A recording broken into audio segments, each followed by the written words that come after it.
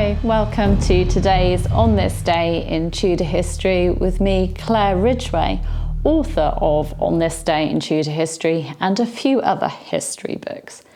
Now I'm going to take you back to the reign of Queen Elizabeth I today. For on this day in Tudor history, the 19th of November 1587, poet, Catholic, recusant and priest-harbourer Henry Vaux died of what was probably consumption at Great Ashby, the home of his sister Eleanor Brooksby.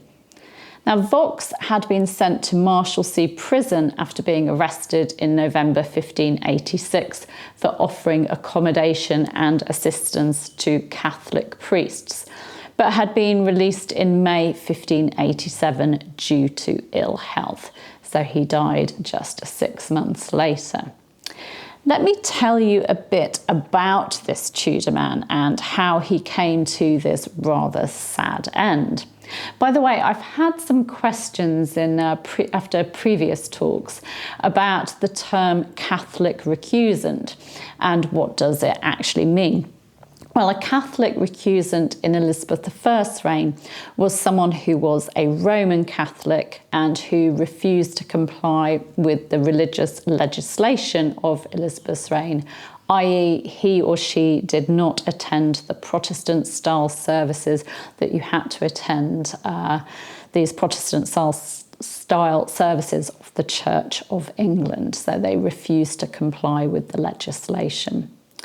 Henry Vaux was born in around 1559 and he was the eldest son of Catholics William Vaux, Baron Vaux of Harrowden, and his first wife Elizabeth Beaumont. Vaux and his siblings were educated first by their maternal grandmother, who was also called Elizabeth, and then in around 1567 or 1568, their father, William Vaux, who was, I think, a third Baron Vaux of Harrowden, employed the famous Jesuit priest Edmund Campion, who would obviously later become a Catholic martyr. He was employed as a tutor for Henry, who was showing himself to be a very intelligent and precocious child. So Campion joined the household, and he may also have educated Henry's other siblings, such as his sister Eleanor too.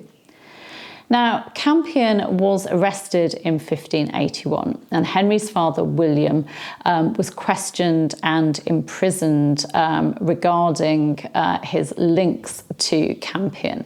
He was later released, but a good eye was kept on him to check what he was up to. And William actually ended up outliving his son, Henry Vaux. William died in 1595. Now, from 1580, when he was around the age of 21, Henry Vaux, along with his sister Eleanor's husband, Edward Brooksby, was a chief member of a group which included Campion and another Jesuit priest called Robert Persons or Parsons. This group helped missionary priests sent to England by Cardinal William Allen, who was the sort of founder who ran the English College at Rome. So these Jesuit priests came to England to evangelize, to turn people that had got the Protestant faith, to turn them back to what they saw as the true faith, Catholicism. Now, men like Henry Vaux, men from this group, they met these priests that were sent over from the continent. They supported them and they introduced them into their households. So, they sort of hid them away from times when, in times when you weren't supposed to have a Catholic priest in your household and there weren't meant to be Catholic priests evangelizing in England. Now, Vaux was actually planning to become a priest himself. He was a very, very staunch Catholic. And he also promised to give financial support to a fund supporting Catholic clergy, which was established at a meeting of recusants, Catholic clergy and Jesuits in 1585 at a meeting in Hoxton. On the morning of the 5th of November 1586, the Vaux house in Hackney was raided by men led by a notorious priest hunter called Richard Young.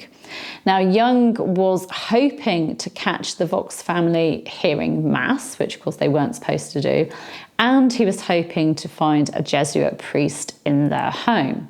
Unfortunately for Young, no priest was found, but Henry Vaux was taken in for questioning after letters were found in a bag belonging to him. These letters had been written in Latin and were signed by a man called Robert, and it was thought by the authorities that these were written by Robert Persons, the Jesuit priest, but were actually written by Robert Southall, another Jesuit priest.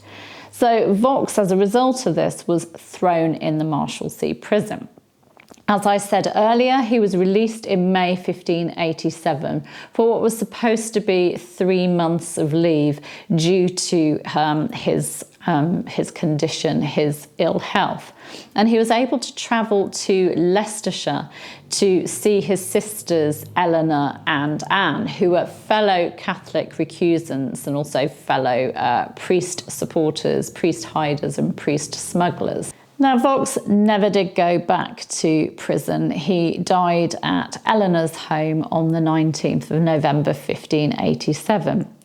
Jessie Childs, in her excellent book God's Traitors, which is all about Catholics in the reign of Queen Elizabeth I, Catholic recusant families like the Vauxes, Jessie Childs writes of how Henry Garnet, Jesuit priest, and a man she believes attended on Vaux at the end, described Vaux as dying of a wasting disease brought on by his imprisonment.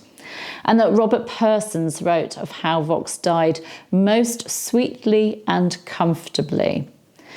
Now, Vaux may never have achieved his ambition of becoming a priest, but he had helped many priests. Jessie Childs quotes Robert Persons saying that Vaux was a blessed gentleman and saint, whose life was a rare mirror of religion and holiness unto all that knew him and conversed with him. And Charles goes on to write that his chief legacy lay in the relief operation for Catholic priests that he'd helped found and run, and that he also had a pivotal role in the Catholic underground. At the start of today's talk, I mentioned Henry Vaux being a poet. Well, Henry Vaux's poems can be found in the collection of the Folger Library in Washington, D.C., and they include a Latin poem on the Passion of Christ, which Vaux wrote at the age of 13, and his poems have led to him being labelled a child prodigy. Now, you may remember the character of Anne Vaux from Kit Harington's Gunpowder, a character played by actress Liv Tyler.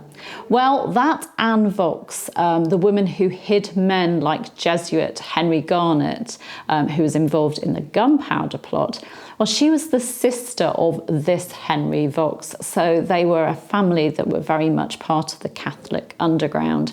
They are a fascinating family, and I highly recommend Jessie Childs' book on them and others like them in Elizabeth I's reign. It's really a gripping read, so if you can get hold of that, then I would definitely read it. Thank you for joining me today. You can subscribe by clicking round about there. You can hit the bell to be notified as videos go live, and you can, of course, give me a like too. See you tomorrow. Bye-bye.